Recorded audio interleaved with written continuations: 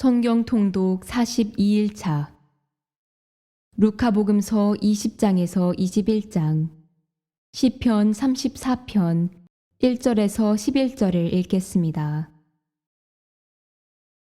성부와 성자와 성령의 이름으로 아멘. 하늘에 계신 우리 아버지, 아버지의 이름이 거룩히 빛나시며 아버지의 나라가 오시며 아버지의 뜻이 하늘에서와 같이 땅에서도 이루어지소서. 오늘 저희에게 일용할 양식을 주시고 저희에게 잘못한 일을 저희가 용서하오니 저희 죄를 용서하시고 저희를 유혹에 빠지지 않게 하시고 악에서 구하소서. 아멘. 루카복음서 20장 예수님께서 어느 날 성전에서 백성을 가르치시며 복음을 전하고 계시는데 수석 사제들과 율법학자들이 원로들과 함께 다가와 예수님께 말하였다. 당신이 무슨 권한으로 이런 일을 하는지, 또 당신에게 그러한 권한을 준 이가 누구인지 말해보시오. 그러자 예수님께서 그들에게 말씀하셨다. 나도 너희에게 한 가지 물을 터이니 대답해 보아라. 요한의 세례가 하늘에서 온 것이냐 아니면 사람에게서 온 것이냐. 그들은 저희끼리 서로 의논하였다. 하늘에서 왔다 하면 어찌하여 그를 믿지 않았느냐 하고 말할 것이요. 그렇다고 사람에게서 왔다 하면 온 백성이 요한을 예언자로 확신하고 있으니 그들이 돌을 던져 우리를 죽일 것이요.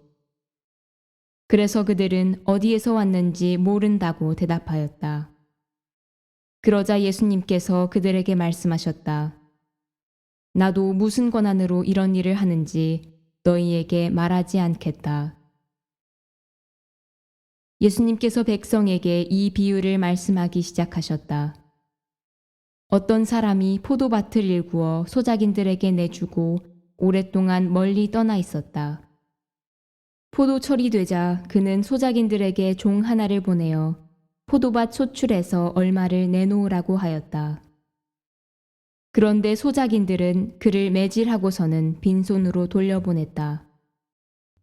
주인이 또 다른 종을 보냈지만 그들은 그 종도 매질하고 모욕하고 나서 빈손으로 돌려보냈다. 그리고 또 세 번째 종을 보냈더니 그들은 그 종도 상처를 입히고 내쫓아 버렸다. 그래서 포도밭 주인은 어떻게 할까? 사랑하는 내 아들을 보내야겠다. 내 아들이야 존중해 주겠지 하고 말하였다. 그러나 소작인들은 그 아들을 보자 저자가 상속자다. 저자를 죽여버리자. 그러면 이 상속 재산이 우리 차지가 될 것이다. 하고 서로 의논하면서 그를 포도밭 밖으로 던져 죽여버렸다. 그러니 포도밭 주인은 그들을 어떻게 하겠느냐. 그는 돌아와 그 소작인들을 없애버리고 포도밭을 다른 이들에게 줄 것이다. 사람들이 이 말씀을 듣고 그런 일은 있을 수 없습니다. 하고 말하였다. 그러자 예수님께서 그들을 똑바로 보시며 말씀하셨다. 그러면 이렇게 기록된 말씀은 무슨 뜻이냐? 집 짓는 이들이 내버린 돌, 그 돌이 모퉁이의 머릿돌이 되었네. 그 돌 위에 떨어지는 자는 누구나 부서지고 그 돌에 맞는 자는 누구나 으스러질 것이다. 율법학자들과 수석사제들은 예수님께서 자기들을 두고 이 비유를 말씀하신 것을 알아차리고 당장 예수님께 손을 대려고 하였으나 백성이 두려웠다. 그리하여 그들은 기회를 엿보다가 선량한 사람처럼 꾸민 앞잡이들을 보내어 예수님의 말씀을 빌미로 그분을 붙잡게 하였다. 예수님을 직권과 사법권을 가진 총독에게 넘기려는 것이었다. 그들이 예수님께 물었다. 스승님, 저희는 스승님께서 올바르게 말씀하시고 가르치시며 사람을 그 신분에 따라 가리지 않으시고 하느님의 길을 참되게 가르치신다는 것을 압니다. 그런데 저희가 황제에게 조세를 내는 것이 합당합니까? 합당하지 않습니까? 예수님께서는 그들의 교활한 속셈을 꿰뚫어 보시고 그들에게 말씀하셨다. 데나리온 한 잎을 나에게 보여라. 누구의 초상과 글자가 새겨져 있느냐? 그들이 황제의 것입니다 하고 대답하였다. 이에 예수님께서 그들에게 이르셨다. 그러면 황제의 것은 황제에게 돌려주고 하느님의 것은 하느님께 돌려드려라. 그들은 예수님께서 하신 말씀을 빌미로 백성 앞에서 그분을 붙잡지 못하였을 뿐만 아니라 그분의 답변에 경탄하며 입을 다물었다. 부활이 없다고 주장하는 사두가이 몇 사람이 예수님께 다가와 물었다.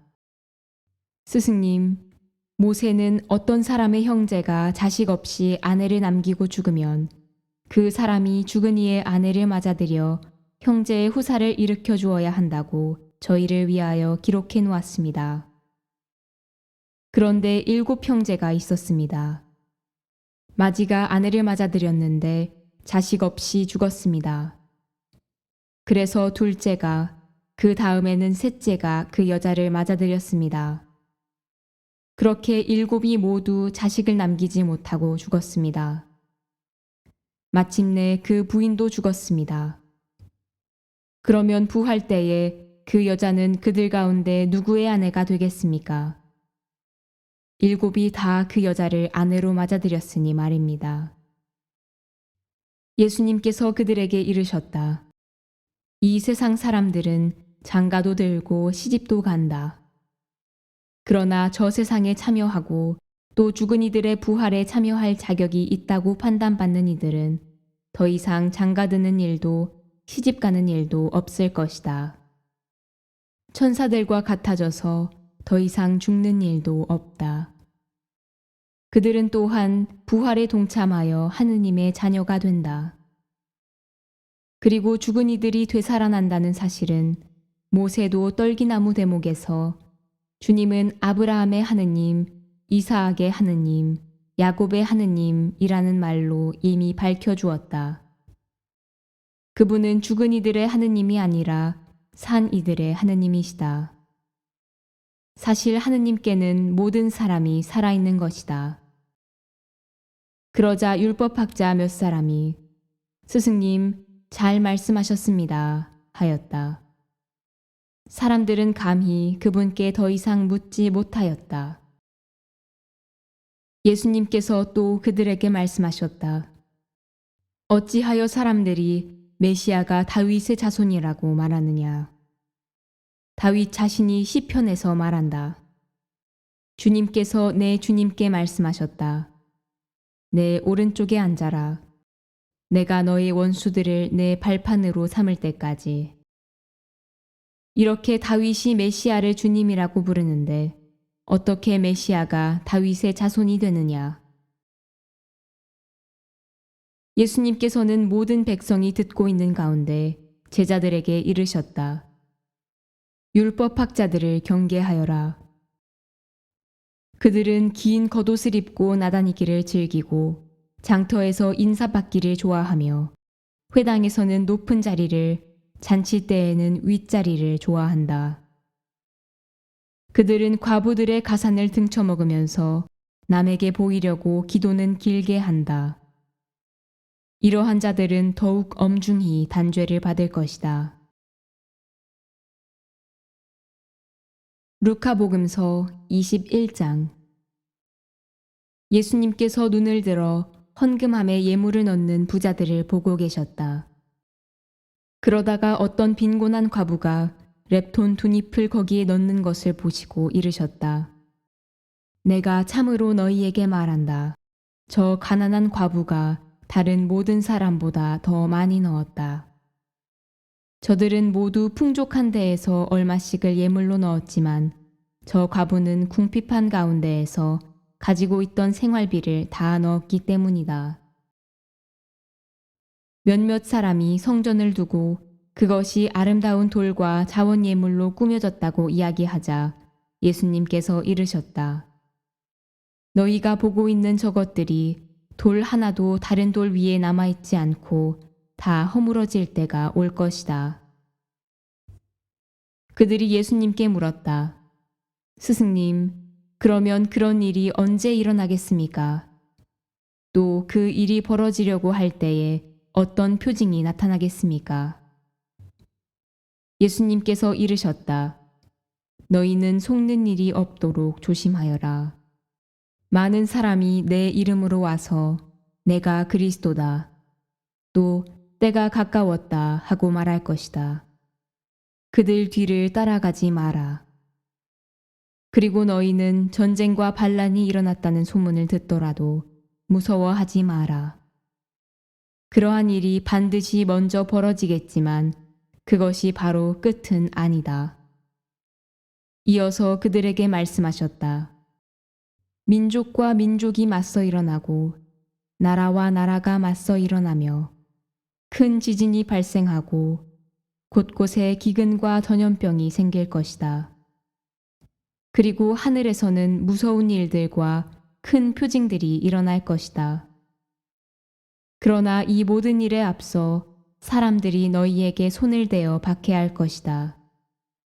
너희를 회당과 감옥에 넘기고 내 이름 때문에 너희를 임금들과 총독들 앞으로 끌고 갈 것이다.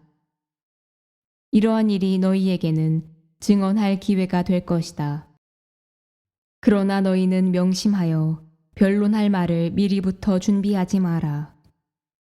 어떠한 적대자도 맞서거나 반박할 수 없는 언변과 지혜를 내가 너희에게 주겠다.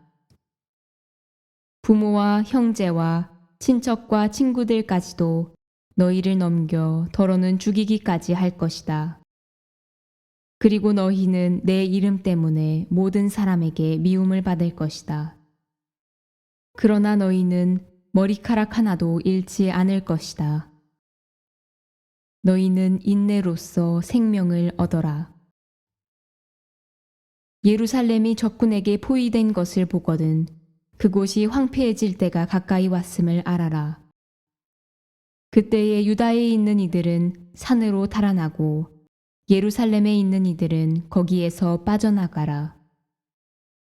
시골에 있는 이들은 예루살렘으로 들어가지 마라. 그때가 바로 성경에 기록된 모든 말씀이 이루어지는 징벌의 날이기 때문이다. 불행하여라. 그 무렵에 임신한 여자들과 젖먹이가 딸린 여자들. 이 땅에 큰 재난이 이 백성에게 진노가 닥칠 것이기 때문이다. 사람들은 칼날에 쓰러지고 포로가 되어 모든 민족들에게 끌려갈 것이다. 그리고 예루살렘은 다른 민족들의 시대가 다 찰 때까지 그들에게 짓밟힐 것이다. 그리고 해와 달과 별들에는 표징들이 나타나고 땅에서는 바다와 거센 파도 소리에 자지러진 민족들이 공포에 휩싸일 것이다. 사람들은 세상에 닥쳐오는 것들에 대한 두려운 예감으로 까무러칠 것이다. 하늘의 세력들이 흔들릴 것이기 때문이다.